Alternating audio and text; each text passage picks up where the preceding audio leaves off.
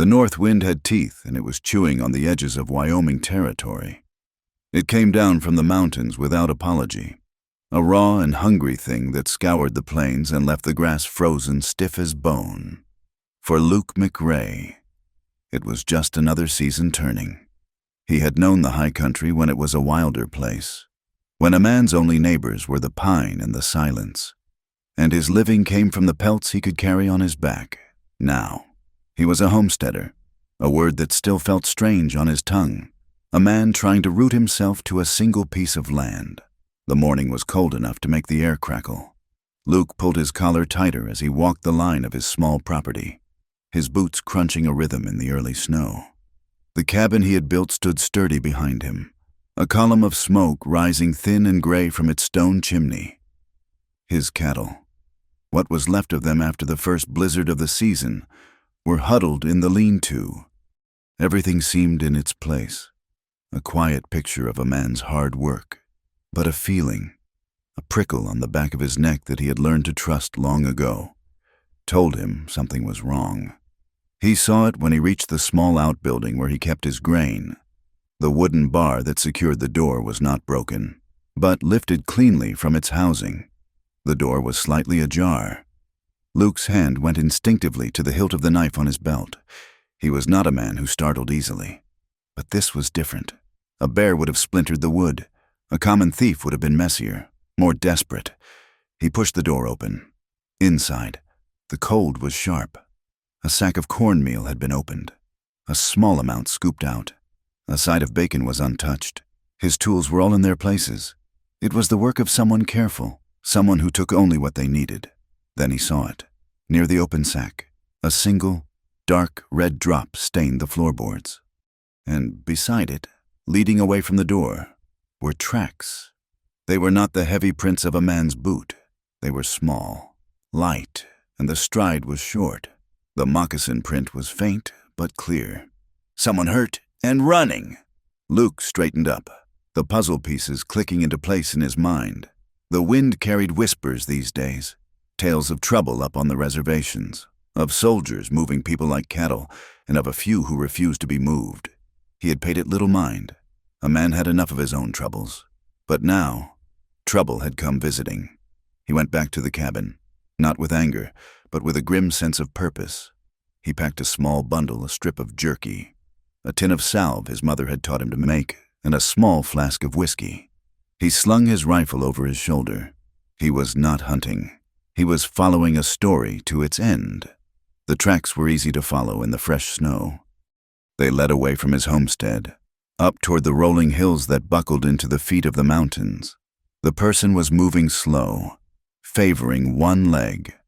The smallness of the prints told him it was likely a woman or a young boy. As he climbed, the wind grew sharper, whipping snow into his face. The world was a vast emptiness of white and gray. The sky a heavy lid pressed down on the land. It was a place that could swallow a person whole, leaving not even a memory behind. He crested a ridge and paused, scanning the landscape below. That is when he saw the deer. It lay broken in the snow, a dark stain spreading around it, circling the carcass. Their movements fluid and patient. Was a pack of wolves. The alpha, a big gray male, stood watching the others, its breath pluming in the frigid air. They were the true masters of this land, and they were not wasteful. Luke watched them for a long moment. He understood their hunger. It was the same elemental force that drove every living thing out here. Survive. He gave them a wide berth, continuing to follow the tracks that now seemed even more fragile, more desperate. The trail led him to a sheer rock face, a place where the wind had carved out shallow caves and overhangs. And from one of them, almost invisible against the gray stone, rose the faintest wisp of smoke.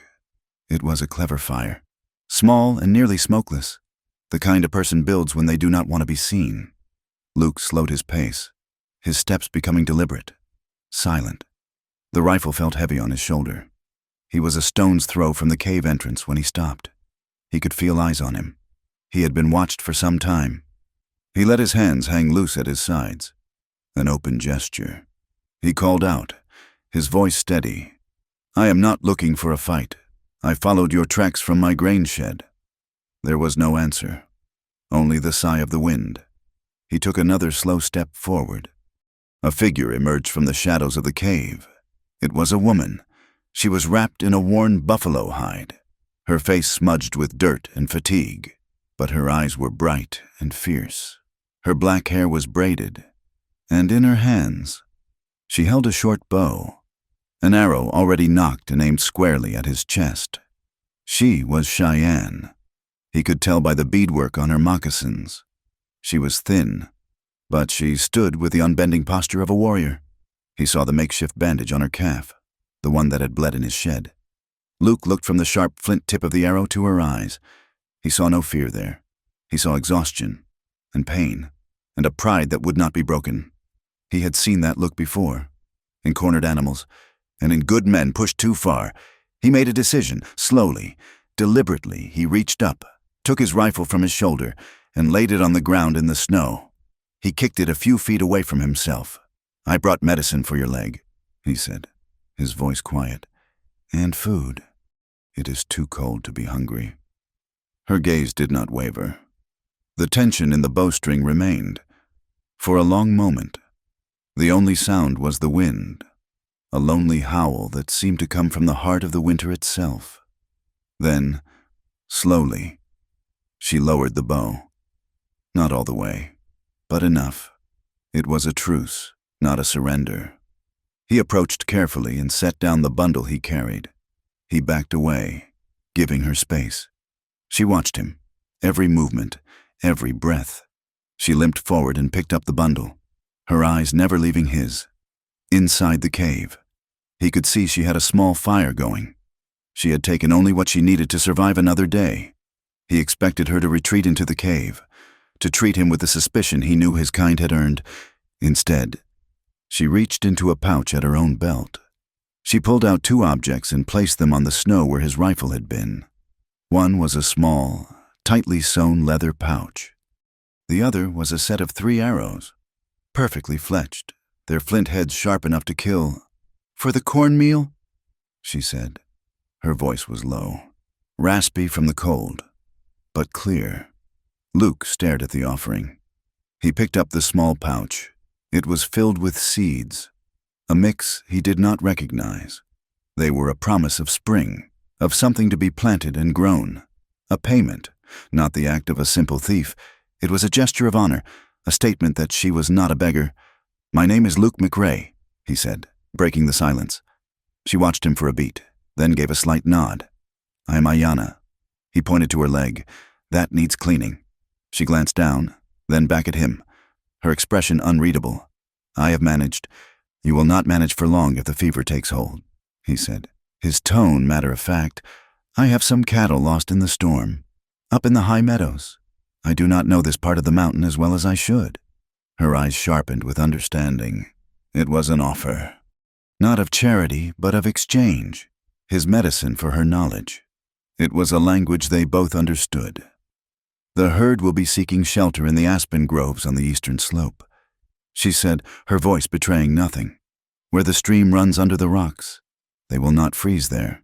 It was a pact, sealed without a handshake, an agreement made between 2 solitary survivors in the vast, uncaring wilderness. He would leave her the supplies. In the morning, he would go find his cattle. As he turned to leave, collecting his rifle from the snow, he looked back one last time. Ayanna was still standing at the mouth of the cave, a silhouette against the flickering firelight. She was a ghost, a whisper of a people being erased. Yet she stood as solid as the mountains around them. He started the long walk back to his homestead, the wind at his back now. As he descended into the valley, his eyes scanned the horizon. The sun was beginning to set, painting the snow in shades of pink and orange. His own cabin sent up its plume of smoke, a welcome sign of home and warmth. But then his eyes caught something else, farther down the valley, in a copse of trees. Another column of smoke was rising.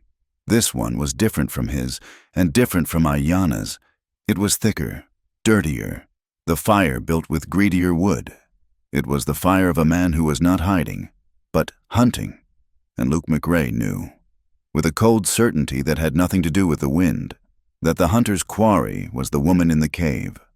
Cedar Gate was less a town and more a stubborn argument with the landscape. It consisted of a single muddy street lined with false front buildings that looked like they could be blown away by a strong wind.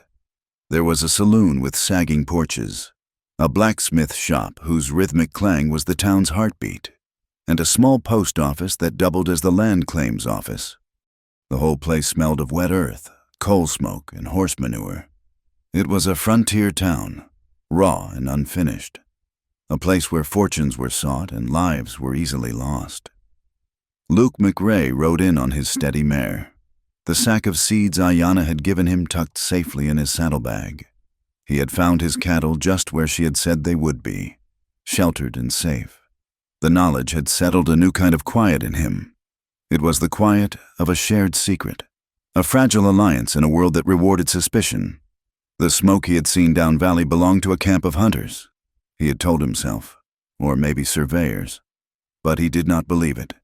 He tied his horse in front of Chen's Mercantile, the largest and best-stocked store in town.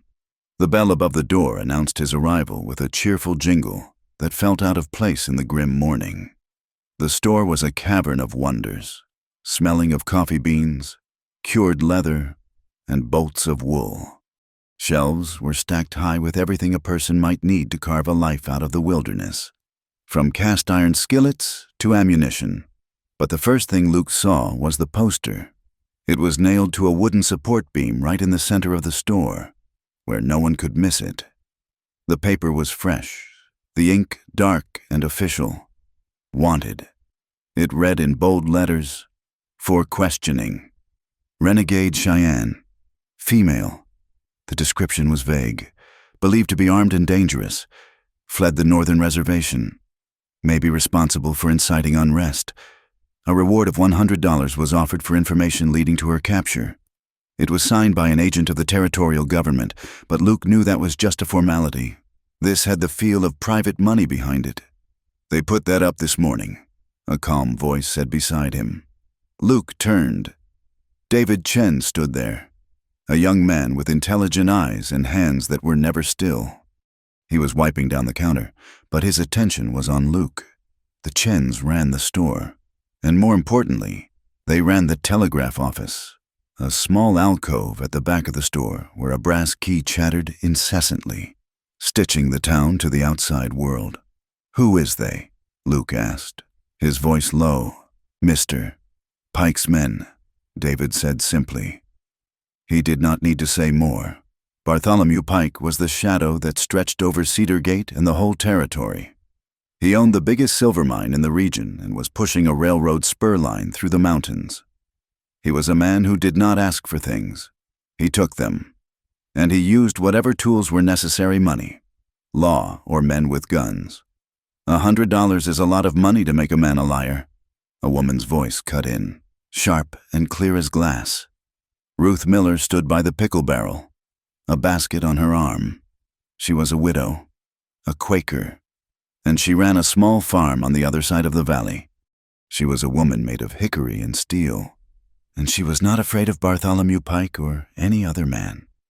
Her gaze met Luke's, and he saw a flicker of understanding there. She saw the poster not as a warning, but as a weapon. "It is enough money to make a good man look the other way," Luke replied, nodding a greeting to her. He saw Pete Henderson near the back of the store, the boyish son of his neighbor Jim.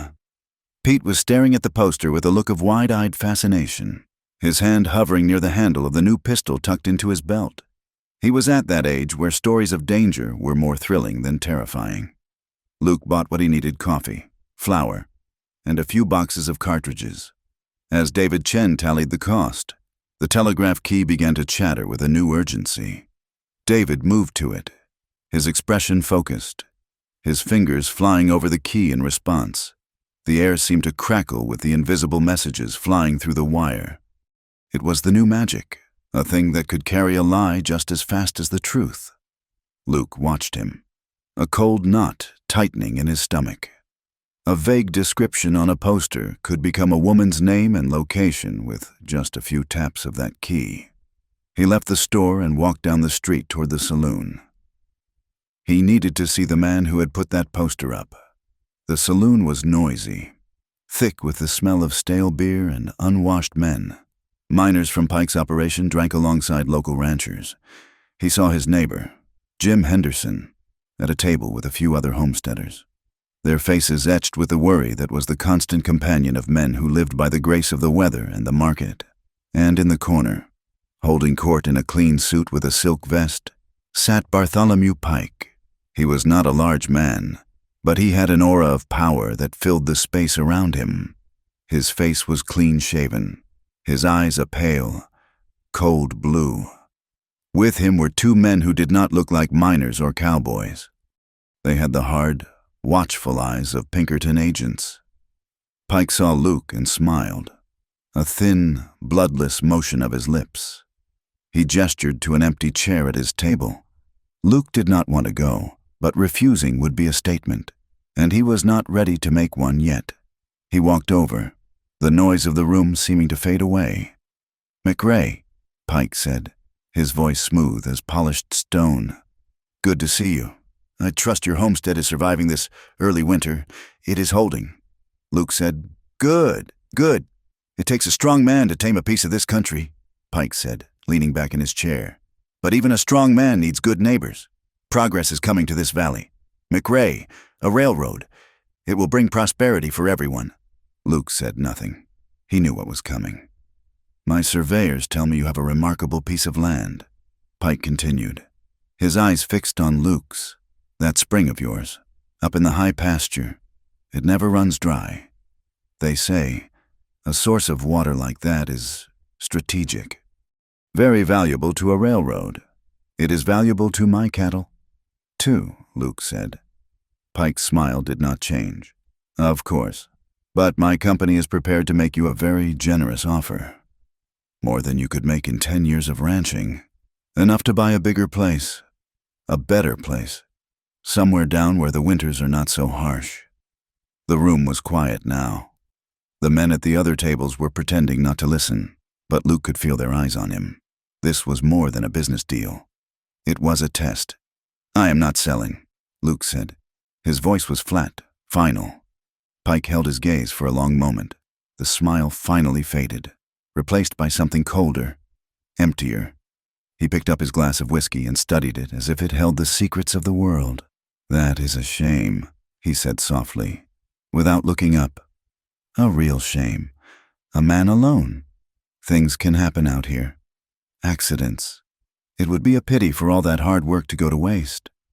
He looked up, and his smile returned, colder than before. "Think on it, McRae."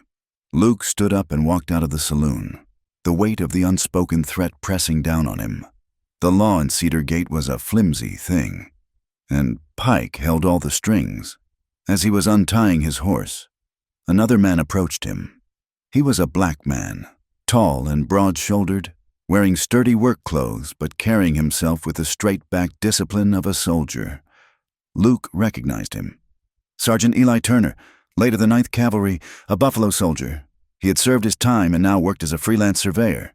His reputation for accuracy and honesty unmatched." "McRae," Turner said, his voice a low baritone.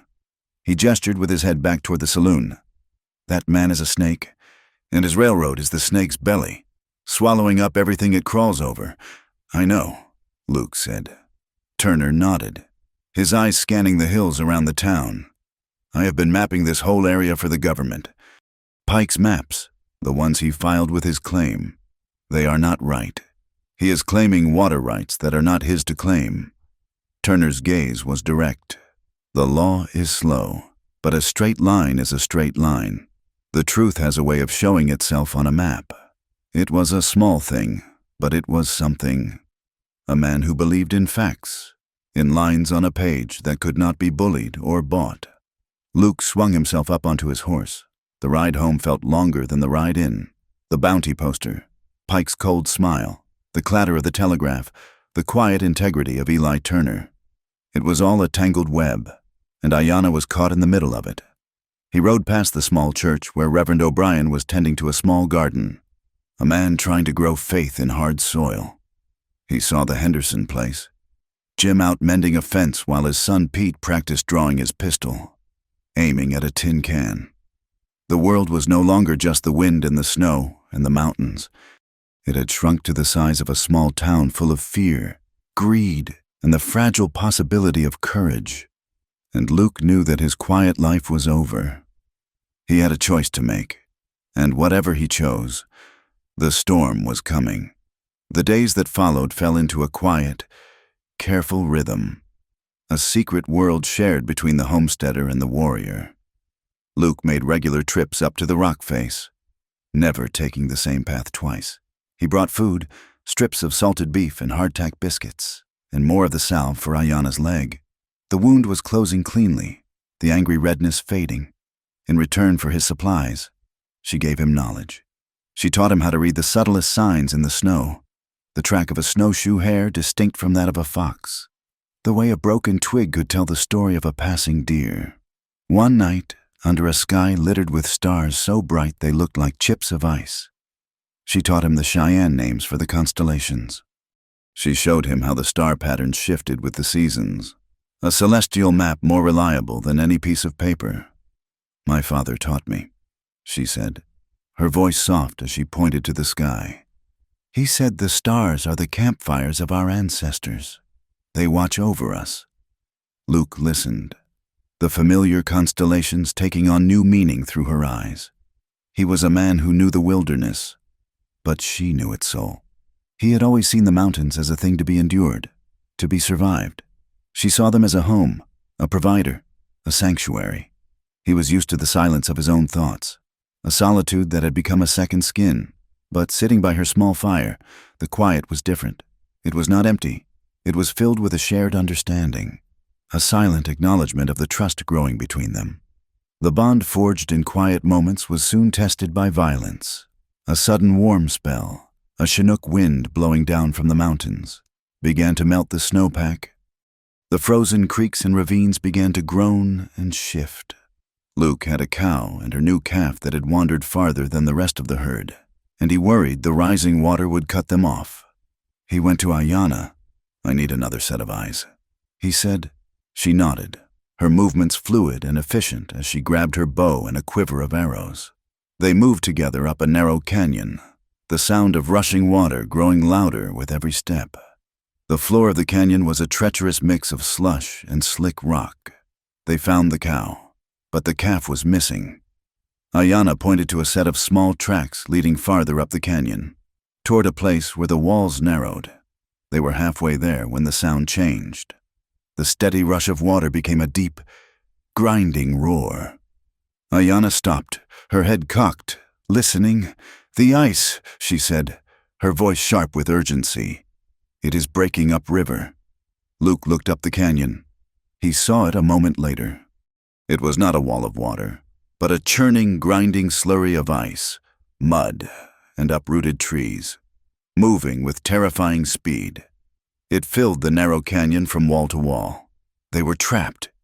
"Up," Ayanna shouted, pointing to a narrow ledge 20 feet above them. There was no time to think. Luke scrambled for a handhold, his boots slipping on the wet rock. He pulled himself up, then reached down for Ayanna. She was lighter than he expected, but strong. She found her own purchase and was beside him in a moment. They flattened themselves against the rock face as the flash flood of ice and debris thundered past beneath them, the noise deafening. The sheer power of it shook the very rock they clung to. The flood passed as quickly as it had come, leaving a chaotic jumble of ice floes and splintered logs in its wake. They were safe from the water, but they were not alone. On the opposite side of the canyon, on a ledge identical to their own, the flood had stranded a small pack of wolves. They were lean, hungry, and cornered. The alpha male, its yellow eyes burning with feral intelligence, stared across the chasm at them. It saw not fellow survivors, but prey. There was no way down, and no easy way up. They were stuck. "They will wait," Ayanna said, her voice calm despite the low growls echoing across the canyon. "They are patient." The sun began to set, and the temperature dropped. The wet rocks began to film with ice. Luke knew that they could not stay on the ledge all night. The cold would kill them before the wolves could. "I can try to climb," he said, looking at the rock face above them. "If I can get a rope down." "There is no time," Ayanna said. She had an arrow nocked, her eyes fixed on the wolves. "We must give them a reason to leave." She pointed down into the canyon.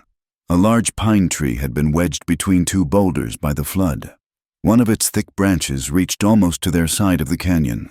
It was a bridge, but a dangerous one. "You go first," she said. "I will watch them." Luke did not argue.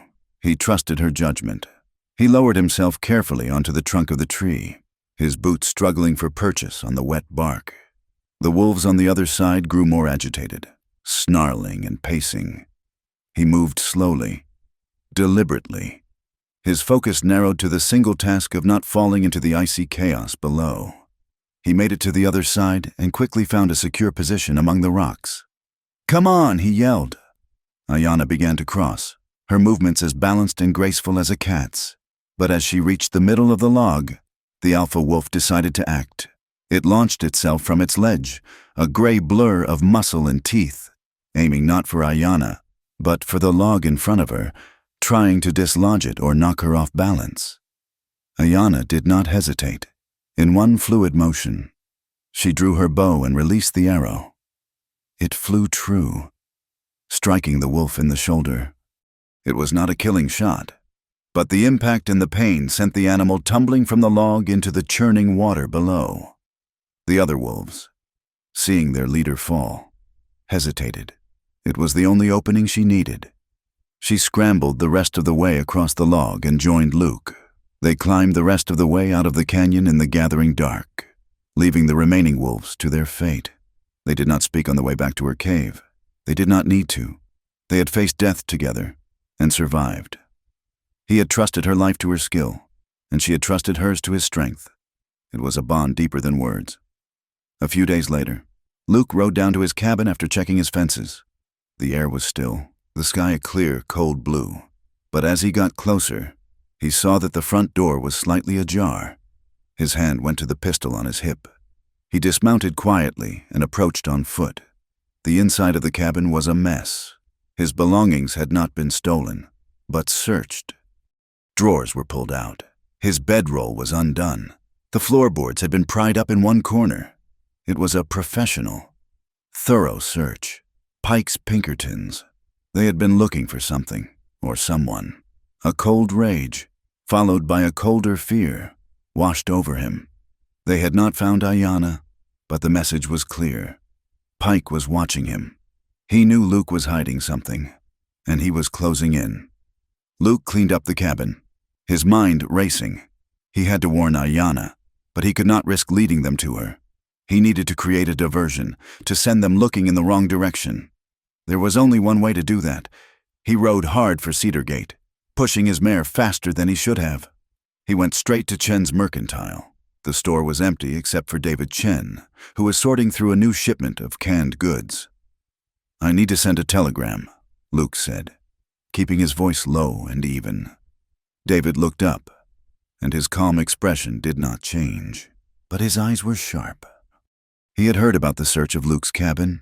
News traveled fast in a small town. He simply nodded and led Luke to the telegraph alcove. "It is a private message," Luke said. For a business associate in Cheyenne, it was a lie, but a plausible one. David sat at the key, his fingers resting lightly on the brass. "I want to send this," Luke said, handing him a slip of paper. "Use the company cipher." David glanced at the paper. It was a meaningless string of numbers and letters, but he knew Pike's company used a simple substitution cipher for its internal messages. He also knew that all messages were logged, and that Pike's man in the main office reviewed them. David looked at Luke, a silent question in his eyes. He was being asked to take a great risk. "The message says," Luke said quietly, "that I have confirmed the location of a renegade Cheyenne, a woman, last seen heading west toward the Shoshone lands, moving fast. It was a gamble, a dangerous one. If Pike believed it, he would send his hunters west, away from the mountains. If he discovered the deception, David Chen would pay the price. David hesitated for only a fraction of a second. He had seen the bounty poster. He had seen the fear in the eyes of the other homesteaders when Pike was near.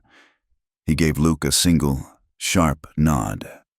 The telegraph key began to click, sending the lie out across the wire. A ghost of a message flying through the cold Wyoming air. Luke paid for the message and left without another word. He felt a small measure of relief, but he knew it was only temporary. He had bought them some time, nothing more. He was almost home when he saw it. The sun was low, casting long shadows across the snow. He was riding along his fence line, the familiar boundary of his world, and there, stuck deep into one of the main posts near his gate, was one of Ayanna's arrows. He stopped his horse, his blood running cold. It was not one of the arrows she had given him in payment. The fletching was different. This one had been taken from the body of the wolf in the canyon. There was a small strip of red cloth tied just below the flint head. It was a message from Pike, delivered with a chilling intimacy. It said, "I know who she is. I know what you did, and I can reach you both whenever I choose." The fragile peace was shattered. The silent war had begun.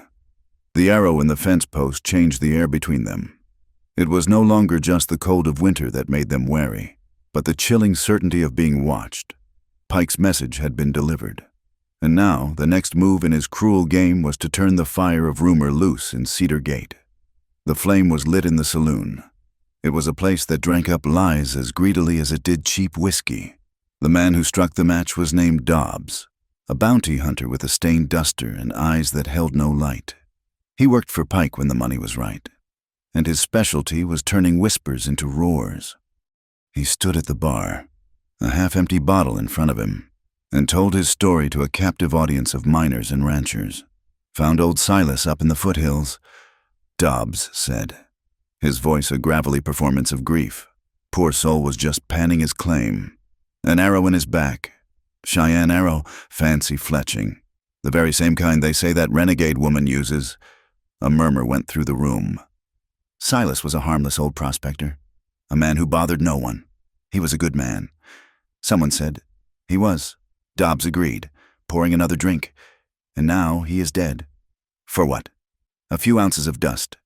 This is not just some runaway squaw hiding in the hills.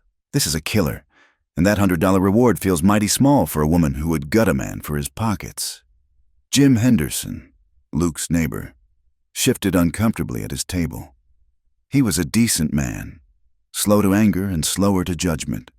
"You saw her do it." "Dobbs?" he asked, his voice steady. Dobbs turned his flat gaze on Jim. "I saw the arrow. Henderson? Same as the one Pike's men found on McRae's fence post. You ask me. McRae is either a fool or he is helping her. Either way, he is inviting trouble for all of us." Jim's son, Pete, sat beside him, his eyes wide. He drank in every word Dobbs said. The bounty hunter's casual violence and righteous anger feeding a hunger for excitement in the boy. He saw a hero, a man of action, not a hired liar. "Someone ought to do something," Pete said, his hand resting on the butt of his pistol. "We cannot just let her pick us off one by one. The boy is right," Dobbs said, raising his glass in a mock toast to Pete. "A man has to protect his own." The lie spread through the town like a fever, infecting the idle conversations on street corners and the worried whispers over dinner tables. The bounty poster was no longer just a piece of paper. It was a death warrant, and the name on it was Ayanna. People looked at Luke McRae differently now. His solitude, once seen as a simple character trait, was now viewed as suspicious secrecy. His neighbors grew distant. Pike's strategy was working. He did not need to find Ayanna. He just needed to make the cost of hiding her too high for Luke to bear. His men began to ride the high country with more purpose. Dobbs among them, leading a pair of grim-faced Pinkerton agents. Luke knew they were running out of time and space. He and Ayanna had moved their camp to a more defensible position, a series of interconnected caves in a narrow, winding gorge known as Moon Cut Canyon. It was a maze of rock and shadow. a place where one person could hold off 10 if they knew the terrain, and Ayanna knew it like the lines on her own hand. The attack came at dawn. They were led by Dobbs, who fancied himself a tracker. They were loud and clumsy, crashing through the underbrush, relying on numbers instead of skill. Ayanna watched them from a high perch, a hawk studying a flock of noisy crows.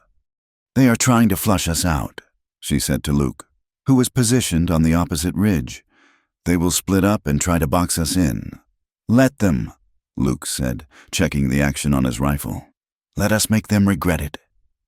What followed was not a battle, but a lesson in guerrilla warfare. Ayanna was a ghost in the canyon. An arrow would hiss out of the shadows and pin a man's coat sleeve to a tree, leaving him sputtering in surprised rage. Another would strike a rock face just above a rider's head, showering him with stone chips and spooking his horse. She was everywhere and nowhere, her movements swift and silent, her attacks designed to frustrate and demoralize, not to kill. Luke played his part from above. He did not fire at the men. He fired at the world around them. A well-placed shot would trigger a small rock slide, blocking a path and forcing the group to double back. Another would kick up a cloud of dust and snow, providing cover for Ayanna to melt back into the rocks. He was a shepherd, using his rifle to herd the confused and angry men through the labyrinthine canyon. The hunters became the hunted. Their confidence began to fray, replaced by a growing fear of the unseen enemy who toyed with them. Dobbs's face was a mask of fury. He was being made to look like a fool. In his frustration, he pushed his men harder, forcing them to take risks. He sent one of the Pinkertons, a young man not much older than Pete Henderson, to scale a steep section of the canyon wall to try and get a better vantage point. The young man, whose name was Thomas, was not a mountaineer. He moved clumsily, his city boots finding little purchase on the loose scree. Luke saw it happen from his perch. He saw the rock give way under Thomas's foot. The young man cried out, a sharp yelp of fear as he slid, his rifle clattering down into the canyon below. He managed to grab hold of a thorny bush growing out of a crack in the rock, his legs dangling over a sheer 50-foot drop. Dobbs and the other agent looked up, but they were too far below to help. "Hold on, you fool," Dobbs yelled, his voice laced with annoyance, not concern. Thomas's face was white with terror. His grip was failing, the thorns digging into his palms.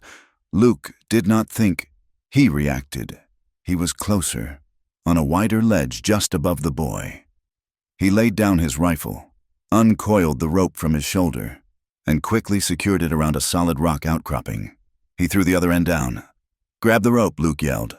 Thomas looked up, his eyes wide with disbelief. He saw the man he was supposed to be hunting, the man helping the murderer, offering him salvation. For a moment, he hesitated, his mind unable to process the contradiction. Now Luke commanded, his voice cutting through the boy's fear. Thomas let go of the bush with one hand and lunged for the rope. Catching it just as his other hand slipped, he wrapped it around his wrists, and Luke began to pull, his muscles straining. He hauled the young man up, hand over hand, until Thomas was able to scramble onto the ledge, where he lay gasping for breath, his body trembling. He looked at Luke, his eyes filled with a mixture of gratitude and profound confusion. "Why?" he stammered. Luke did not answer. He just looked at the boy, then coiled his rope and picked up his rifle. Down below, Dobbs was shouting, his voice echoing in the canyon. Luke and Ayanna were gone, vanished back into the rocks. The hunt was over for the day, but Luke had left something behind, a seed of doubt planted in the heart of one of his enemies. The confrontation with Pike came that evening. Luke was watering his horse at the creek that ran along his property line when Pike rode up.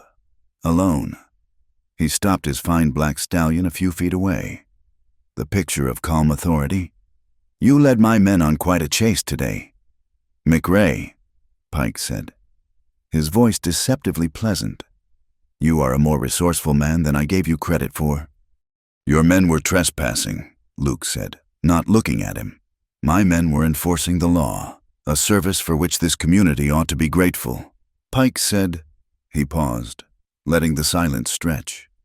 You saved one of my agents today. A commendable act, but a foolish one. Mercy has no currency out here. Luke finally turned to face him. What do you want? Pike's thin smile appeared. The same thing I have always wanted. Your land. Your water. I am tired of asking. My offer is still on the table, but the price of refusal has gone up. He let his gaze drift across the valley, toward the Henderson homestead, where a light glowed warmly in the window. Jim Henderson is a good man, works hard, loves his family. He has a son who works in my mine a few days a week to help make ends meet. A dangerous place, a mine. Tunnels have been known to collapse, tragic accidents. It would be a terrible thing for such a fine family to suffer a loss, especially when it could have been so easily avoided. The threat hung in the cold air, unspoken but perfectly clear. It was a piece of pure evil, delivered with the casual air of a business negotiation. Pike was no longer threatening Luke. He was threatening his friends, his neighbors. "You sell me the land," Pike said, his voice dropping to a near whisper, and the bounty hunter and his stories disappear.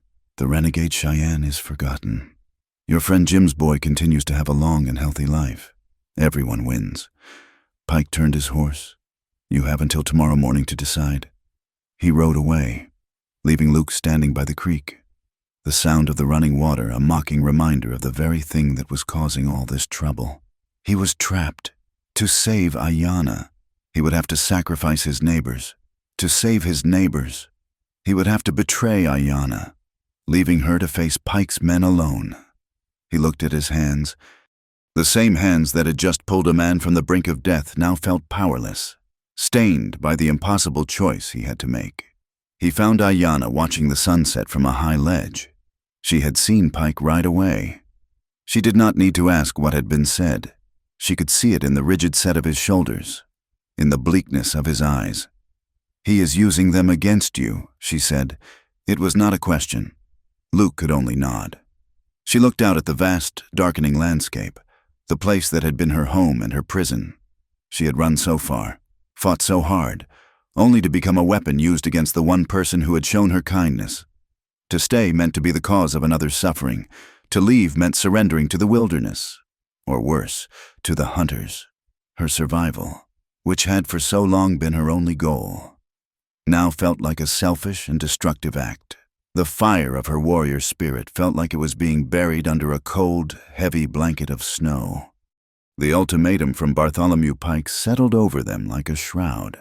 The world had shrunk to a single, impossible choice, and the weight of it drove them from Mooncut Canyon, deeper into the unforgiving high country. They moved under the cover of a wet, heavy snow that fell not in flakes, but in thick, clinging clumps. A snow that muffled sound and stole the warmth from a man's bones. They found shelter in a place forgotten by time, an old line shack, built years ago by the telegraph company and long since abandoned. It was little more than a single room with a lean-to, but it had a stone fireplace and a roof that mostly held. It was a haven, however temporary. Exhaustion was a physical ache in Luke's muscles and a hollow feeling in Ayanna's spirit. For 2 days, they had barely spoken. The silence was not the comfortable quiet of their early acquaintance, but a tense, painful stillness, each of them locked in a private struggle. Luke saw the faces of Jim and Pete Henderson every time he closed his eyes. He saw the cold satisfaction in Pike's face as he squeezed the life out of the valley, using good people as his hammer. To surrender his land felt like a betrayal of himself, of the life he had fought to build. But to refuse felt like signing a death warrant for his friends. Ayanna watched him, saw the torment that etched new lines around his eyes. She felt like a poison. Everywhere she went, she brought violence and fear. She had run from the reservation to be free, but her freedom was a cage for others. She had survived, but her survival was now a weapon aimed at the heart of the only man who had looked at her and seen a person instead of a renegade. The thought of leaving, of vanishing into the snow and drawing the hunters away from him, was a constant, bitter taste in her mouth. But she knew Pike. He would not be satisfied with her disappearance. He wanted the land. He would find another excuse to break Luke's neighbors. On the 3rd night in the shack, the wet snow finally stopped, leaving a world draped in a thick white blanket. The cold was profound, a deep and biting thing that seeped through the chinks in the cabin walls. They had a small fire crackling, and the heat felt fragile, a tiny pocket of life in an ocean of frozen silence. The days-long trek had left them both covered in grime and sweat. "I'm going to wash," Luke said, his voice sounding rough in the quiet room. He took a large galvanized tub from a hook on the wall and set it in the small lean-to that served as a washroom and storage space. He filled it with snow and hung a kettle over the fire to heat water. The process was slow, a simple ritual of survival. Steam soon began to fill the small enclosure, clouding the already dim light from the fire. While he was occupied, Ayana took 2 buckets and went outside to gather more snow for drinking water. When she returned, the main room was empty. She could hear the quiet splash of water from the lean-to. The steam billowed out from the open doorway, thick as a mountain fog. She was stiff with cold, her shoulder aching from a fall she had taken earlier in the day. She set the buckets down and moved toward the fire, her mind still turning over the impossible problem of their situation. Lost in thought, weary to her bones, she mistook the steamy opening of the washroom for an alcove where they had stored their packs. She turned into it, expecting to find her bedroll. The scene that met her eyes was a confusing swirl of steam and shadow. She saw the shape of a man, the glint of firelight on wet skin. She had stumbled into his private moment. She stopped, mortified, her breath catching in her throat. She tried to back away, but her moccasin slipped on a patch of wet floorboards. She lost her balance, a small cry escaping her lips as she fell backward. She slipped softly into his tub by mistake, but the mountain man's strong hands didn't mind one bit. Luke reacted instantly. He lunged, water sloshing over the side of the tub. His hands shot out and caught her, not with force, but with a steady, firm grip that stopped her fall. For a heartbeat, they were frozen in a tableau of surprise and confusion, the warm water swirling around his legs. Her body held securely in his arms. His immediate instinct was for modesty. He twisted, trying to shield himself from her view, while simultaneously making sure she did not fall. His motion pulled at the deerskin tunic she wore, and in the flickering light, he saw a dark, ugly bruise spreading across her shoulder blade, a deep purple stain against her skin. All thoughts of his own nakedness vanished, replaced by a surge of pure concern. The awkwardness of the moment did not matter. Her pain did. He tightened his grip on her arm, not to hold her, but to steady her, and gently guided her back to her feet on the solid floor. He reached for a rough wool blanket he had set nearby and quickly wrapped it around his waist. "Are you all right?" he asked, his voice low and urgent. She could only nod, her face averted, her own embarrassment a hot flush on her cheeks. "Your shoulder," he said. He reached out, not toward her, but to gently touch the bruised area. His fingers were calloused and strong, but his touch was surprisingly gentle, a careful, diagnostic pressure. She flinched, not from his touch, but from the sudden tenderness of the injury. "I fell today," she said, her voice barely a whisper. "On the ice. Let me see," he said. It was not a request, but a quiet command born of necessity. He led her from the steamy lean-to back into the main room, into the better light of the fire. She sat on a low stool, still clutching the edges of her tunic, her back to him. He knelt behind her and carefully pushed the deerskin aside to examine the bruise. It was deep, the kind of injury that came from a hard impact against rock.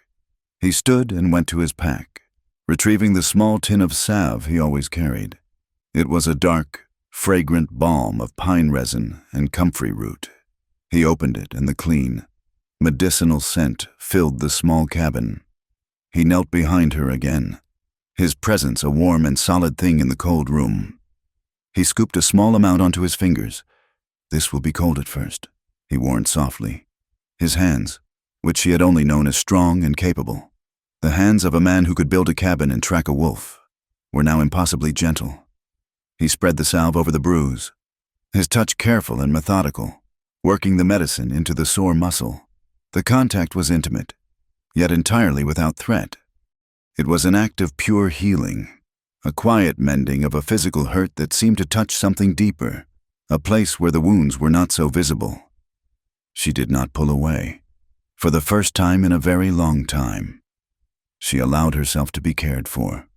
The hard shell of the warrior, the fugitive, the survivor, began to crack. When he was finished, he gently pulled her tunic back into place. He moved away and quickly dressed in the shadows, giving her the space to compose herself. The silence that returned was different now. The tension was gone, replaced by a fragile, unspoken understanding. They had stumbled across a boundary and had not retreated in fear, but had met in a place of simple human kindness. They sat on opposite sides of the fire, the flames dancing between them. The armor was gone. He saw not the fierce Cheyenne renegade, but a weary woman carrying a world of pain. She saw not the stoic mountain man, but a person of quiet and profound decency, a man trapped by his own compassion. "My mother once told me something," Ayanna said, her voice soft, her eyes on the fire. "We were walking after a long winter. The snow was still deep, but the sun was warm. She said that as long as the heart is warm, there is still a way home." Luke looked at her, at the firelight playing on her proud, tired face. He understood. Home was not a place you could find on a map. It was a feeling. It was safety. It was warmth. And for a fleeting moment, in this forgotten shack in the middle of a frozen wilderness, they had found it. The hope that flickered between them was as fragile as the firelight. As the night deepened, a profound weariness finally claimed them. Luke took the first watch, sitting by the door, his rifle across his lap, his eyes scanning the endless expanse of moonlit snow. The world was utterly still, silent except for the whisper of the wind in the pines. It was close to midnight when he saw it. A flash of light, tiny and distant, from a low ridge that overlooked the valley. It was gone in an instant. He waited, his body tensing. It came again, a flicker, then a longer flash, then another flicker. It was a signal. He grabbed his spyglass, the cold brass biting his fingers. He focused on the ridge. He saw the light again, a shuttered lantern, blinking a message against the darkness. It was David Chen, risking everything. Luke's mind worked quickly, translating the stuttering flashes of light. The message was short, brutal, and clear. "Pike, road to fort, bringing cavalry. Dobbs will guide. Canyon. Dawn." The warmth that had settled in his heart turned to ice. The fragile peace of the last few hours was annihilated. Pike had not been bluffing. He was done with threats and bargains. He was bringing the full, crushing weight of the United States Army down upon them. Dawn was only a few hours away. There was no longer a choice to be made, no deal to be struck. There was only the coming of the soldiers and the end of the world they had briefly built together. The world went from silent and cold to sharp and urgent in the space of a heartbeat. The distant, blinking light was a death sentence delivered by a friend. Dawn, cavalry, canyon. There was no time for despair. Luke moved without a sound, his hand gently shaking Ayanna's shoulder. She came awake instantly, not with a start, but with a fluid readiness, her eyes already clear and assessing the situation. "Soldiers," Luke said, his voice a low rasp. "Pike is bringing soldiers. They will be at Mooncut by sunrise." He did not need to say more. She understood. To be caught in that canyon was to be slaughtered. To run was to be hunted down on the open plains by men on fresh horses. Their brief moment of warmth in the line shack was over. A fleeting dream before a brutal awakening. "We cannot outrun them," she said, her voice flat with a truth that was as cold as the floor beneath her feet. "And we cannot fight them." "No," Luke agreed, already pulling on his boots. "We have to outthink them. Pike thinks I am alone. He thinks this town is afraid of him. He is wrong on both counts."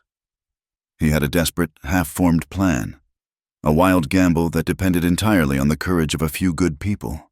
They left the line shack, melting back into the pre-dawn darkness, moving not toward the canyon, but on a wide, circling path toward the sleeping valley. They were not running from the fight. They were running to gather their army. Their first stop was a place of quiet strength, the farm of Ruth Miller. Her light was already on, the yellow glow a beacon of warmth in the blue dark. Quakers kept early hours.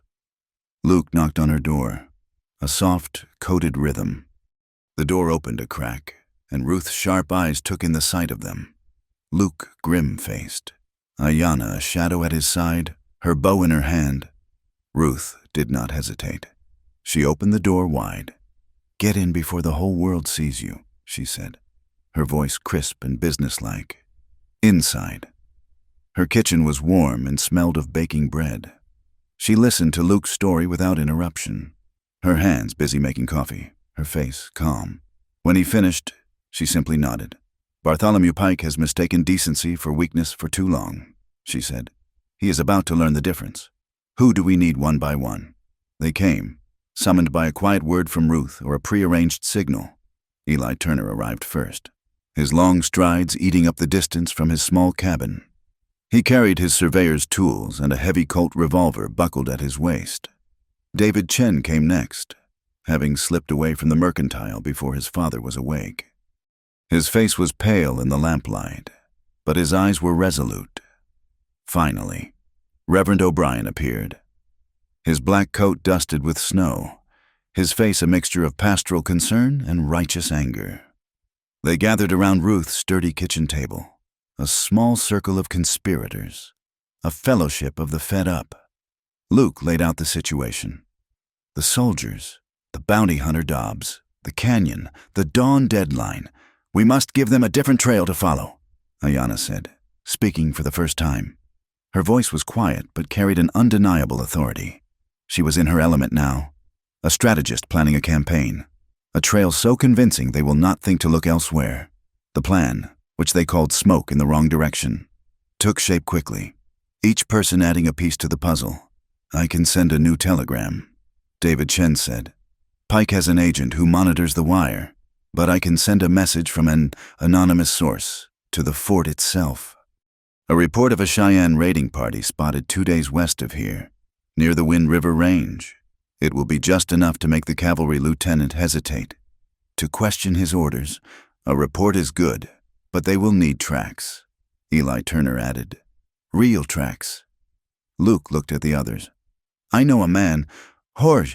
He runs a few dozen head of cattle for a rancher south of here. He and his vaqueros know how to move across this country without being seen, and they owe Pike no love." "I will go to him," Ruth said immediately. "Jorge will listen to me, and I will go with you." Ayanna said, "I will show them how to make the tracks, not like cattle being driven, but like people running. A woman, a few warriors, a tired horse, a stop for water. The details must be perfect." While the others created the great deception, Turner and Reverend O'Brien would work on a different front. "Pike's power comes from the law he twists," Turner said, unrolling one of his meticulously drawn maps on the table.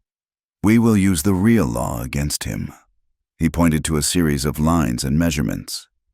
"Here, this is your spring, McRae, and this is the boundary of your claim, filed legally.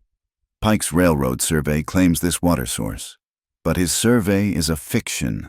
My map proves it. It is official, backed by government benchmarks. And I have been taking statements," O'Brien added, his voice a low rumble. "Affidavits from other homesteaders he has pushed out, men he has threatened. We will build a wall of paper, a wall of truth that even Pike cannot burn down. It was a plan built on courage and a shared sense of justice, a tapestry woven from a surveyor's map, a silent telegraph key, the hoofprints of unseen horses, and the quiet testimony of wronged men. It was a declaration of war, fought not with guns, but with something Pike could never understand: community." As the sun began to cast a pale light over the snow-covered landscape, the plan was put into motion. Ruth and Ayanna rode south. David slipped back into town to become a ghost on the wire. Turner and O'Brien began their legal assault, and Luke, his heart a tight knot of hope and fear, rode toward the Henderson place. He had to try and stop Pete from doing something foolish. He found the Henderson farm in turmoil. Jim was in the barn. his face a thundercloud, arguing with his son. Pete was saddling his horse, his movements jerky with a mixture of defiance and excitement. Dobbs had already been there, a snake whispering poison in the boy's ear. He had painted a picture of glory, of riding with a posse to bring a killer to justice, of earning the respect of powerful men like Bartholomew Pike. "It is not your fight, son," Jim pleaded, his voice rough with emotion. "This is Pike's business. Let the soldiers handle it." "It is my fight," Pete shot back, his young face flushed. "Dobbs says McRae is a traitor, helping an enemy. We have to show Pike whose side we are on. We have to protect our own. Luke stepped into the barn. Your father is right." "Pete," he said quietly, "Dobbs is not the man you think he is. He is a liar for hire." Pete turned on him, his eyes blazing. "And what are you?" "McRae, hiding a murderer lying to your neighbors. Dobbs told us everything." He swung himself up into the saddle. "I am riding with him. I am going to be a man, not a coward hiding in a barn." He kicked his horse and galloped out into the snow, leaving his father standing with his shoulders slumped in defeat. There was nothing more to be said. The boy had to learn his own lessons, the hard way. High in the mountains, the weather was turning. The clear, cold air of dawn was being replaced by a low, gray sky. A freezing rain began to fall, a treacherous sheet of ice coating every rock and tree branch. It was this act of nature, impartial and unforgiving, that would be the final player in the day's drama. The cavalry troop, led by a young professional lieutenant who was already annoyed by the swaggering bounty hunter at his side, found the going slow and dangerous in the narrow pass that led to Mooncut Canyon. Dobbs, impatient and eager for his reward, pushed his own small group of riders, including Pete Henderson, ahead of the soldiers. Luke and Jim Henderson had followed them, keeping to the high ground, watching the disaster unfold. Ayanna, having shown Jorge's men what to do, had circled back, her instincts telling her she was needed here. She moved through the icy landscape like a phantom, her presence unknown to the men below. The pass narrowed, the walls slick with ice. The freezing rain was coming down harder now. Suddenly, a sound like cracking thunder echoed through the canyon. It was not a gunshot. It was the mountain itself, shrugging off its icy burden. A sheet of ice and rock high up on the canyon wall broke loose and came crashing down. It was not a massive avalanche, but it was enough. It swept across the trail, taking two of Dobbs's riders with it. Pete's horse screamed and reared, throwing him from the saddle. He landed hard and began to slide on the slick ice, his body tumbling toward the sheer edge of the trail and the long drop below. Dobbs saw it happen. He cursed, reined in his horse, and did nothing. He was not about to risk his own neck for a stupid farm boy. Jim Henderson cried out his son's name, a raw, helpless sound of pure terror. But someone else was moving. A figure, swift and sure-footed, seemed to appear from the rocks themselves. It was Ayanna. She ran along the upper edge of the slide, her moccasins finding purchase where leather boots could not. She had a rope in her hand. She braced herself against a stunted pine, threw the rope, and the loop settled perfectly over Pete's flailing arms. She dug in her heels, her body taking the full strain of the boy's weight, stopping his slide just feet from the edge. Pete looked up, his face a mask of shock and terror. He saw his savior. It was not the swaggering bounty hunter, not the brave posse, but the woman he had been so eager to hunt, the Cheyenne killer. And she was holding the rope that was the only thing between him and death, her face a grim mask of concentration, her muscles straining to save his life. The world, as he understood it, tilted on its axis and shattered into a million pieces. From his position with the cavalry troop, the lieutenant saw it all through his field glass. He saw the slide, the incompetence of the civilian posse, and the incredible, heroic act of the lone woman. He lowered his glass, his expression thoughtful. He received the new dispatch from the fort a few minutes later, a rider having braved the storm to deliver it. A Cheyenne raiding party seen to the west, conflicting intelligence, an impassable trail ahead. He made his decision. He gave the order to turn the troop around. Far away, in his warm office in Cedar Gate, Bartholomew Pike received the news. The cavalry was turning back. A new trail had been discovered to the west. He felt a surge of cold fury. He had been outmaneuvered, made to look like a fool. He did not know how, but he knew Luke McRae was at the center of it. The subtle game of threats was over. If he could not take McRae's land by force or intimidation, he would take it by law. He would destroy him. He picked up a pen and a clean sheet of paper. It was time to write his own story. A story of a law-abiding citizen forced to file a legal complaint against a dangerous neighbor, a man who harbored fugitives and was a threat to the peace of the entire valley. The victory in the icy pass was a strange and hollow thing. It had scattered Pike's men and saved a life, but it had not won the war. It had only changed the battlefield. The news of Bartholomew Pike's formal complaint against Luke McRae settled over the valley like a freezing fog, a legal document with more power to destroy than a dozen hired guns. Luke was accused of harboring a fugitive, obstructing justice, and being a danger to the community. It was a formal, public declaration that the mountain man was now an outlaw in the eyes of the law Pike controlled. The quiet that followed was not peaceful. It was the tense, waiting silence of a long night before a battle. The air itself felt thin, brittle. Ayanna and Luke had returned to his cabin, a place that was no longer a sanctuary, but the very center of the storm. Every shadow seemed to hold a threat. Every gust of wind sounded like the hoofbeats of approaching riders. The fear in Luke was a cold, unfamiliar thing. It was not for his land, not for his own life. He had faced death before and met it with a calm resolve. This was different. He would watch Ayanna as she moved about the small cabin, her grace and resilience a constant, aching beauty. He saw the way the firelight caught the high planes of her face, the fierce intelligence in her eyes, and a terrifying question would grip him: what would he do if he lost her? The thought was a physical blow, stealing his breath. His solitude had been a fortress for so long, and she had walked through its gates without even trying. Now, the thought of being alone again was an emptiness too vast to contemplate. Ayanna felt his fear, and it fed her own. She was the cause of all this. Her flight for freedom had become a chain, dragging good people into her fight. She had seen the raw terror on Jim Henderson's face as his son slid toward the abyss. She had seen the risk David Chen took with his flashing lantern. She was a spark, and she had started a fire that now threatened to burn down the entire valley.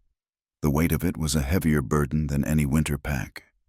To stay felt like an act of supreme selfishness. To leave felt like an act of supreme betrayal.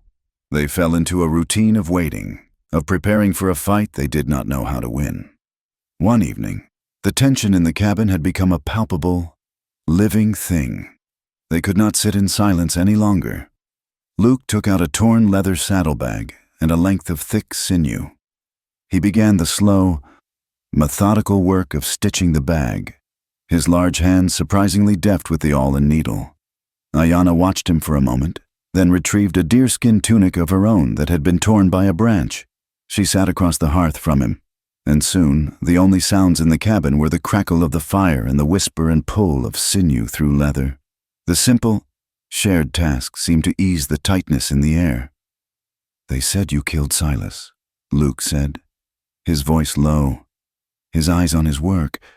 "I know," she replied, her own needle moving in a steady rhythm. "I never met him. He was a kind man. Gave me a cup of coffee once when I was caught in a summer storm. My cousin." "Little fox," Ayanna said, her voice soft and distant. "He was shot by a soldier for stealing a blanket. The soldier said he had a knife. He did not. He was 12. Luke's hand stilled for a moment. He looked at the fire. There was a trapper, name of Elias. The company said he was poaching. They took his furs and left him in the mountains with no rifle. The wolves found him. They went on like that for a long time, their voices quiet, weaving a sad litany in the warm cabin. They spoke the names of the dead, the forgotten, the people crushed by the casual cruelty of power and lies. Each name was a stone, and together they built a monument to the injustice that had brought them to this place. It was a shared grief, a quiet acknowledgement of the cold, hard world that lay just outside their door.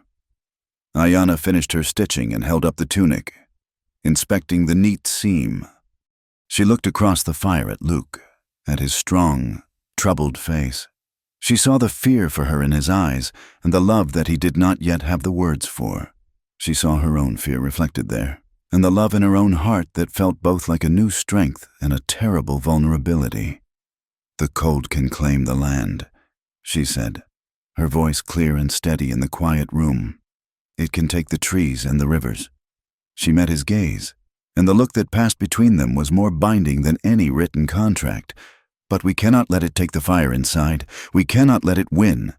He held her gaze and gave a single, slow nod.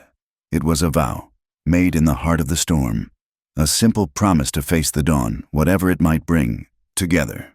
The dawn was being shaped by forces far beyond their cabin. In Cedar Gate, Dobbs, the bounty hunter, was seething. His public humiliation in the canyon had made him a laughingstock, and Pike's displeasure was a cold weight on his shoulders. He was a cornered animal, and that made him dangerous. He knew the town's weak point, the fragile nerve that connected them to the outside world. He walked into Chen's Mercantile near closing time, the heels of his boots loud on the wooden floor. David Chen was behind the counter, totaling the day's receipts. His father had already gone to the back room for supper. Dobbs was flanked by the two Pinkerton agents, their face grim and impassive. "Evening." "Chen," Dobbs said, his voice a low snarl. He walked past the counter and straight into the telegraph alcove. "I need to send a message. Official business." David's heart began to beat a little faster, but he kept his expression neutral. "The line is closed for the night." Dobbs laughed.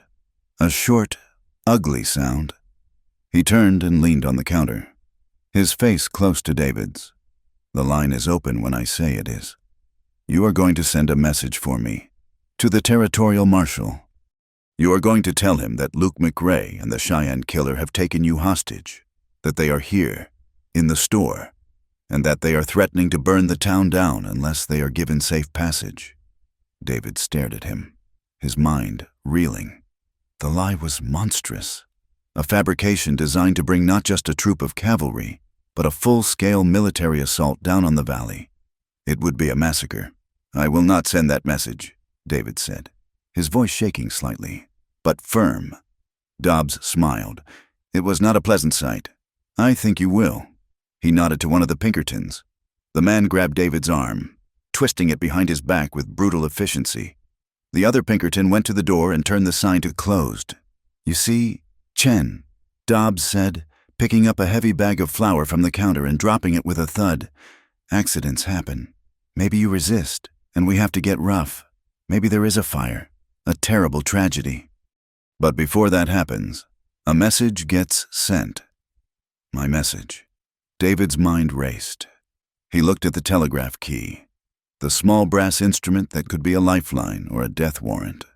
He looked at the cruel, determined face of Dobbs. He knew he could not win a physical fight, but the fight was not about muscle. It was about the wire. He took a deep breath. "All right," he said, his voice strained. "You win. Let me go. I will send it."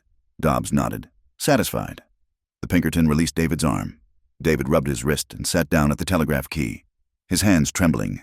He began to tap, the clicks sounding unnaturally loud in the silent store. Dobbs watched him, a smirk on his face. But David was not sending Dobbs' message. He was sending a frantic, coded warning to a friend who ran the telegraph office in the next town over. Anvil, compromised. Then, in one swift, desperate motion, he brought his fist down, not on the key, but on the delicate relay mechanism beside it. There was a crunch of metal, a shower of sparks, and the line went dead. Before Dobbs could even react to the betrayal, David kicked his chair back, grabbed a heavy iron pry bar from a toolbox under the desk, and swung it with all his might at the main insulated wire where it entered the building. The wire snapped with a loud crack, and the room was plunged into darkness as the single electric bulb that lit the alcove went out. In the ensuing confusion, David bolted. He ran through the back of the store, out into the alley, and straight for the livery stable. He had to warn Luke. He had to get to him before Dobbs could find another way to spread his lie.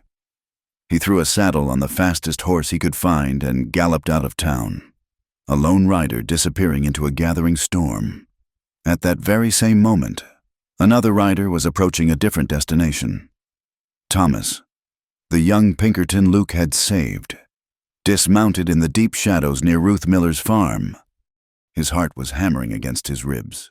He was betraying his employer, his profession, his entire world, but the image of Luke McRae reaching down to save him, the quiet decency in the man's eyes, had been a splinter in his conscience that he could no longer ignore.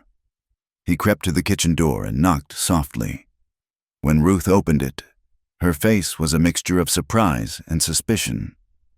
"I cannot stay," Thomas whispered, his voice hoarse. I had to—" He fumbled inside his coat and pulled out a small, leather-bound ledger. "This is a record of the bonus payments, paid out by Pike for special services. The Silas story. It is in here, all of it. The bribes, the lies. It is all in here." He thrust the book into her hands. "McRae saved my life. This makes us even." Before she could say a word, he turned and disappeared back into the darkness, a ghost who had repaid a debt of honor. Ruth stood in the doorway for a long moment, the cold wind whipping at her dress. She looked down at the book in her hands. It felt heavy, solid. It was not a map. It was not a legal affidavit. It was a weapon, and she knew exactly how to use it. The long night was about to break. The sun rose on a world of gray and silver. The dawn was not a promise of warmth, but a slow reveal of the battlefield. A narrow ravine known as Cedar Creek. The air was sharp with the metallic scent of coming violence. At the mouth of the ravine, two forces faced each other, separated by 100 yards of frozen, broken ground. On one side stood the law, or what passed for it in Bartholomew Pike's territory. A troop of 12 cavalrymen sat on their horses, their breath pluming in the cold, their blue uniforms a stark, official presence. Their young lieutenant was positioned at their head, his face a mask of professional neutrality, but his eyes betrayed a deep unease. Beside him, hunched in his saddle like a vulture, was the bounty hunter Dobbs, a feverish, feral light in his gaze. And slightly behind them, watching from a distance as if observing a play he had written, sat Bartholomew Pike himself, a picture of smug, untouchable power. On the other side stood not an army, but a community. They did not form a neat military line, but a stubborn, human wall. Luke and Ayanna were at the center, standing shoulder to shoulder. Luke held his rifle loosely, its barrel pointed at the ground. Ayanna had her bow in hand, an arrow resting on the string, her posture relaxed but ready. To their right stood Eli Turner. Straight and tall as the surveyor's rod, he held like a staff of office.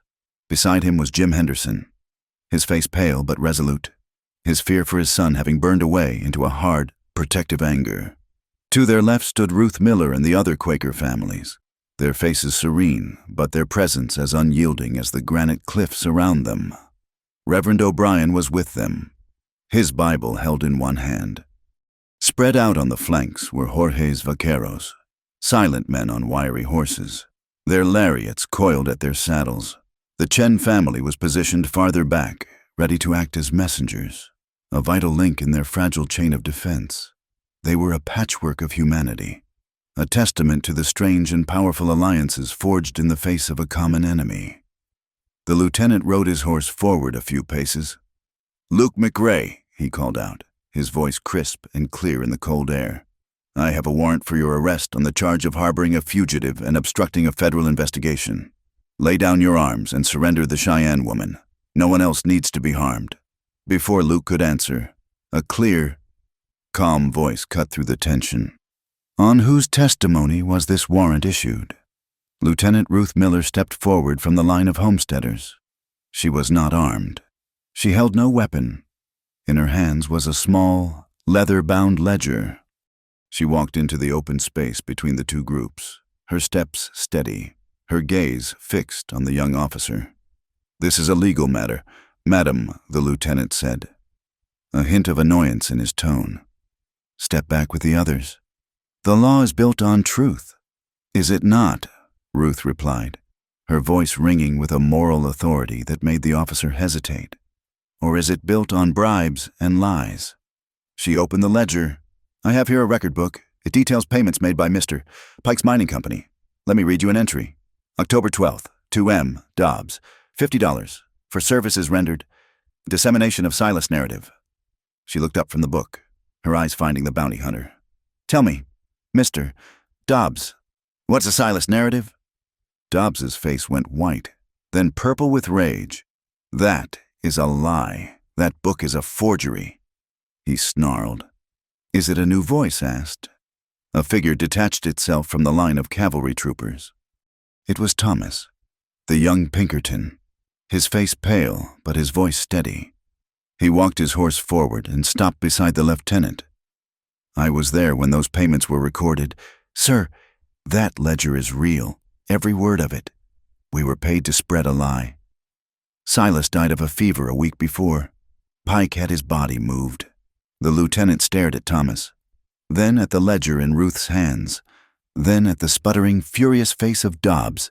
The foundation of his mission, the certainty of his orders, was crumbling into dust before his eyes. He looked over his shoulder at Pike, who was no longer smiling. It was too much for Dobbs. His world, his payday, his reputation were all unraveling. With a raw cry of pure rage, he yanked his pistol from its holster, aiming it wildly at Thomas. You traitorous dog, he screamed. He never finished the curse. There was a sound, not of a gunshot, but a sharp, biting hiss, like a snake striking. An arrow, impossibly fast, flew across the frozen ground. It did not strike Dobbs's chest or his throat. It hit the cold steel of his revolver with a loud clang, the impact ripping the gun from his grasp and sending it spinning into the snow. Dobbs stared at his empty, stinging hand in disbelief. Before he could recover, another figure exploded into motion. Eli Turner, moving with the coiled speed of a trained soldier, crossed the intervening ground in a blur. He hit Dobbs with a clean, hard tackle, driving the bigger man to the ground in a matter of seconds. Turner had Dobbs's arms pinned behind his back, his knee planted firmly in the bounty hunter's spine. The fight was over before it had truly begun. Through it all, Luke had not moved. He had watched Ayanna's incredible shot, had seen Turner's perfect takedown. Now, he walked forward, his rifle still held loosely in one hand. He did not walk toward the subdued Dobbs. He walked straight toward Bartholomew Pike. He stopped a few feet from the man's horse, ignoring the two nervous Pinkertons who flanked their employer. This was never about her, Luke said, his voice low and dangerous. He reached into his coat and pulled out a folded piece of paper and a rolled map. This is about this, my deed, and this is my water. Surveyed and filed according to the law. He held up Eli Turner's map. The real law. Pike, not the kind you buy. Pike stared at him, his face a mask of cold, controlled fury. The echo of Dobbs's dropped pistol, a single, sharp report, was still hanging in the air. But now, it was answered by a deeper sound from high above them. A groaning, cracking noise. The mountain, unsettled by the sudden sound, disturbed by the freezing and thawing of the past few days, was stirring. A cascade of ice and rock broke loose from the cliff face above the cavalry troopers. It was not a great avalanche, but a small, vicious slide. Men shouted, horses whinnied and shied away. One young trooper, his horse stumbling on the icy ground, was thrown directly into the path of the slide. He cried out as a heavy chunk of ice pinned his leg against a boulder, trapping him for a single, surreal moment. Everyone froze. The lines of opposition, the warrants, the ledgers, the guns and arrows, all of it was forgotten. There was only a man, one of their own, hurt and trapped. Then, without a word, without a command, the lines dissolved. Luke was the first to move, dropping his rifle and running toward the fallen soldier. Jim Henderson was right behind him. Two of Jorge's vaqueros spurred their horses forward, their ropes already in hand, and from the cavalry side. The lieutenant and two of his own men dismounted and scrambled to help.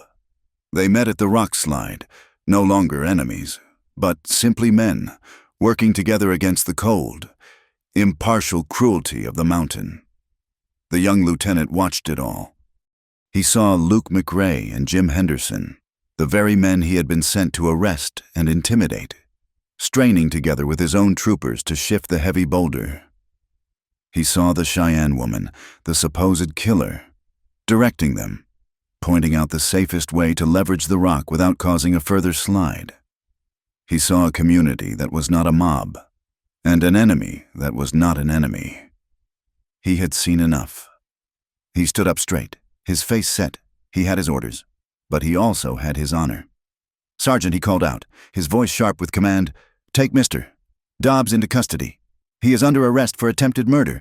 He then turned his cold, clear gaze on Bartholomew Pike. "Mr. Pike, your complaint is now part of a larger investigation.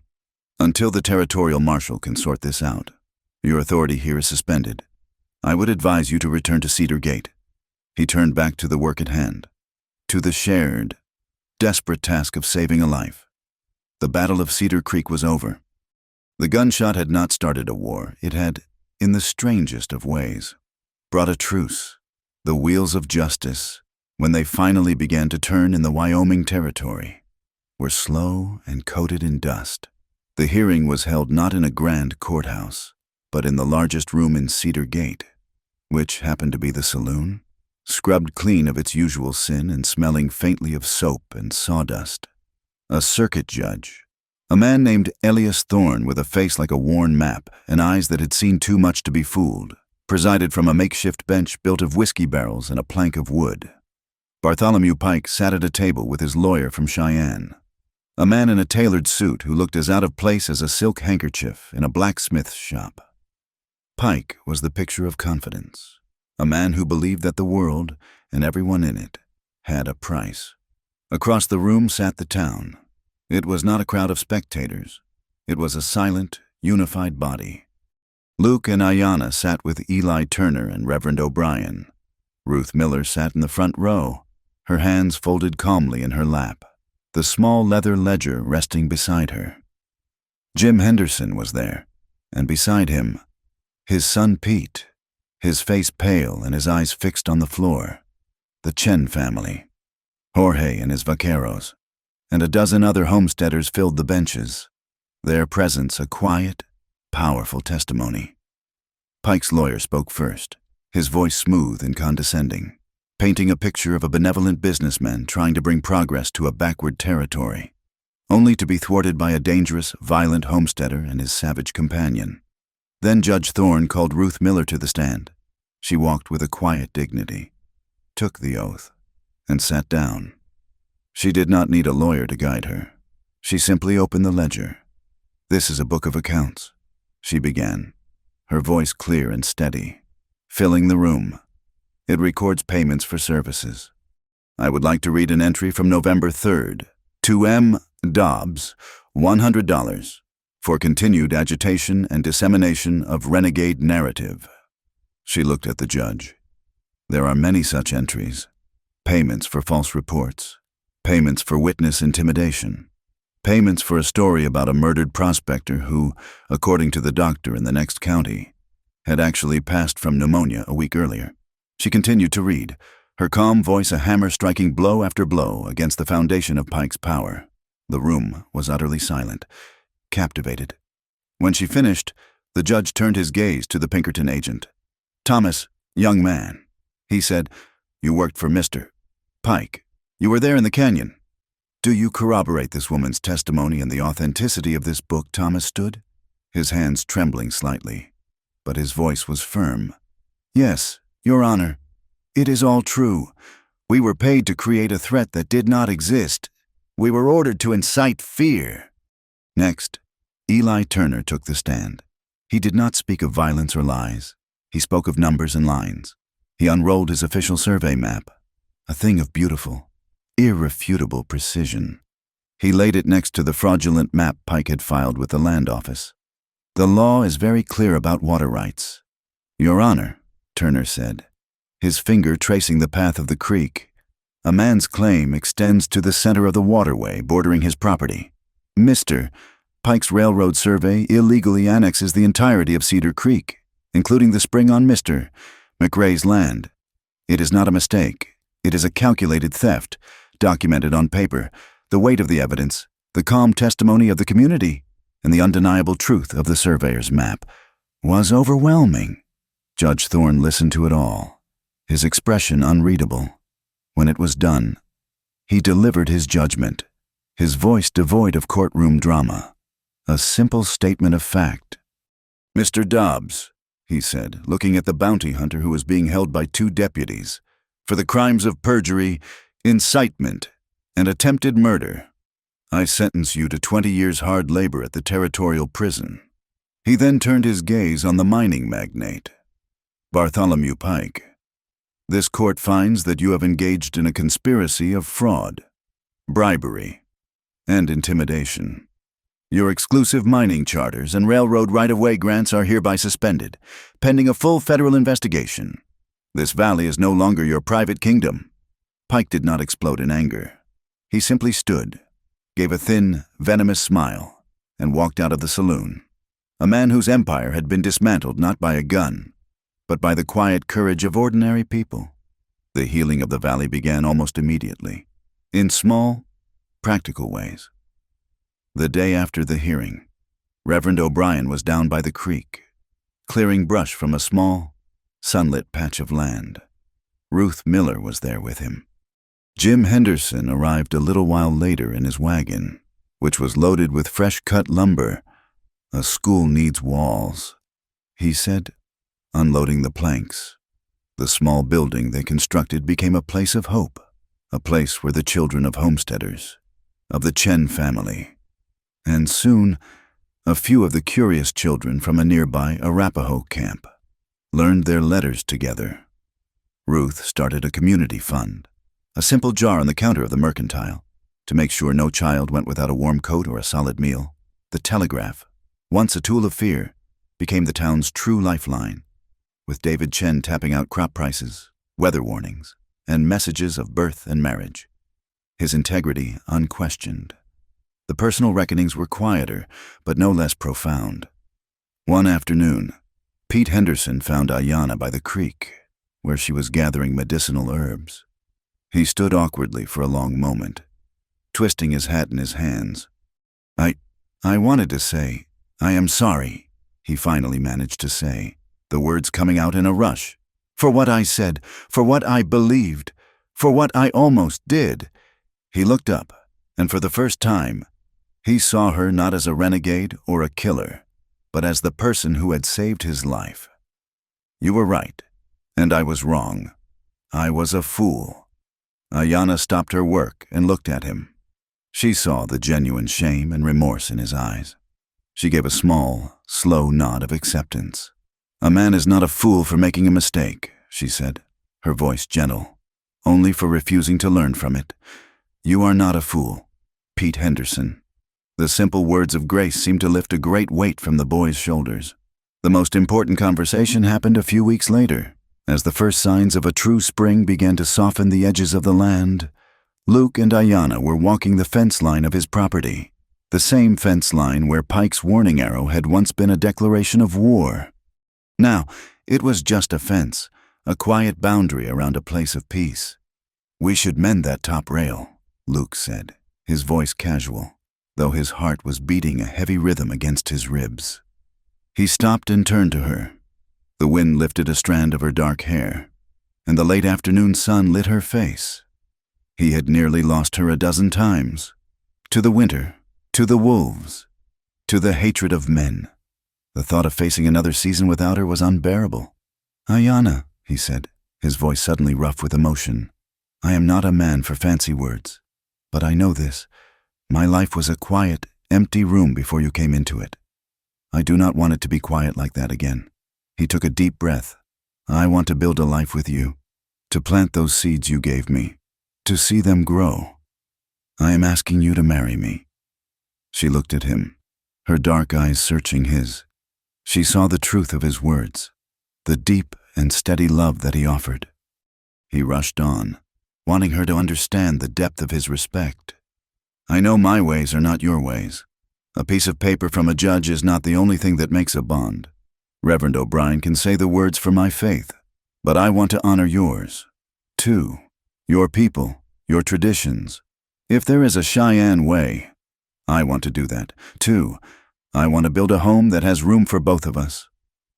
A slow, beautiful smile spread across her face. A sunrise after a long night. Yes, Luke McRae, she said softly. I will build a life with you. Their wedding was not a grand affair. It took place on a warm spring day in the meadow by the new schoolhouse, witnessed by the entire community that they had helped to save, and which in turn had saved them. Reverend O'Brien stood before them, his words simple and heartfelt, speaking of the bonds of love and the strength of a community that stands together. But before he spoke, another ceremony took place. An old woman, Ayanna's aunt, had traveled for 3 days to be there. Her face was a beautiful map of wrinkles. Her eyes held the wisdom of 100 winters. She came forward, holding a single and soft leather cord. She took Luke's hand, and then Ayanna's, and placed them one on top of the other. She began to speak in the Cheyenne tongue, her voice a low, musical chant. As she spoke, she wrapped the cord around their joined hands, binding them together. She was not just tying a knot, she was weaving their spirits, their pasts, and their futures into a single, unbreakable strand. When she was done, they stood bound together, looking not at the crowd, but at each other. Their 2 separate worlds made one by a simple leather cord and a promise made in the heart of the wild. Spring came to the high country not as a gentle guest, but as a hard-fought victory. The snow did not simply melt. It retreated, surrendering the land inch by grudging inch. The creeks and rivers, swollen with the meltwater, ran loud and brown, clearing their throats after the long, frozen silence of winter. Green shoots of grass, impossibly bright, pushed their way through the thawing earth. The air, which for so long had been a sharp, sterile thing, now carried the rich, damp scent of life returning. The changes in the valley were as profound as the turning of the season. The heart of this new life was the small schoolhouse that stood by the creek, built of fresh-cut lumber that still smelled of pine, laughter, a sound that had been scarce in the valley, now spilled from its open door, a mix of languages and accents. Inside, on any given day, you could see a Henderson boy sharing a slate with the quiet son of one of Jorge's vaqueros.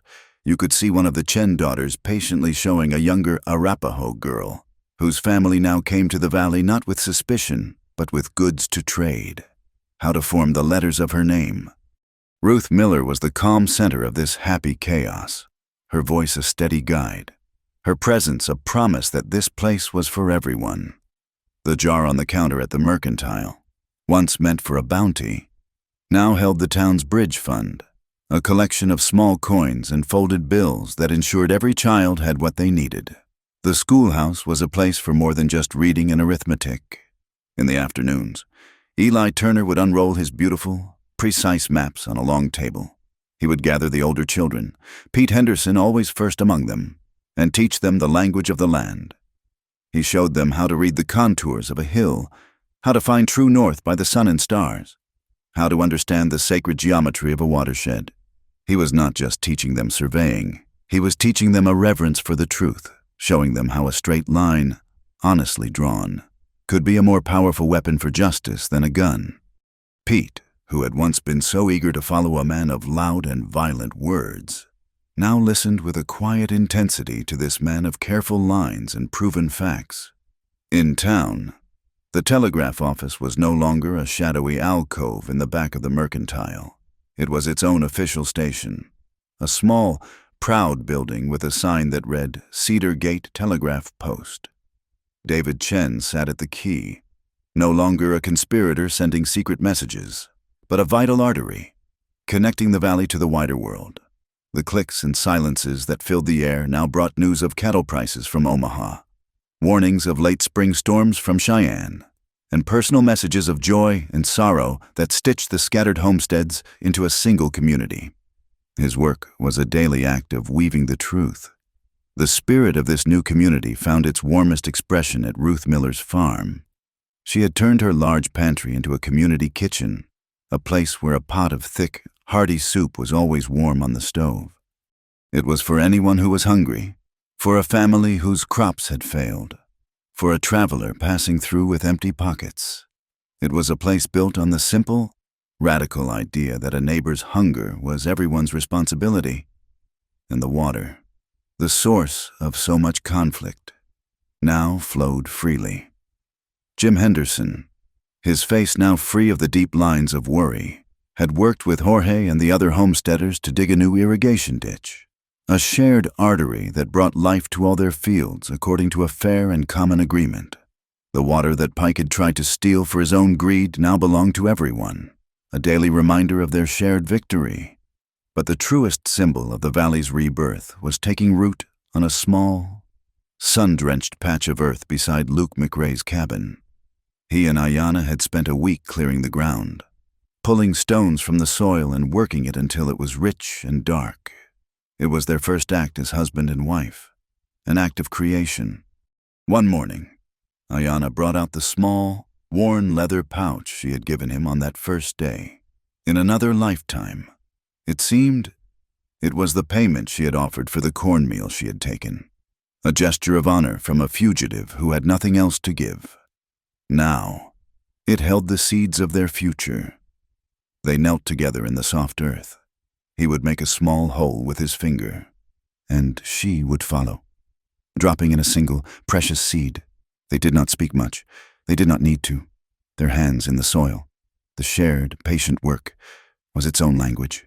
He looked at her, the woman who had slipped into his life like a shadow and had become his son. He was no longer the solitary mountain man, the lonely beast content with mere survival. His hands, once used only to set traps and hold a rifle, were now planting a garden. He was a builder, a husband. His life was no longer a silent, empty room, but a home, filled with the warmth of her presence and the promise of a future. She looked at him and saw the deep, quiet love in his eyes. She was no longer the hiding smoke, the hunted ghost flitting through the rocks. She had stopped running. She had found a place where she was not a renegade, but a woman. She was a wife.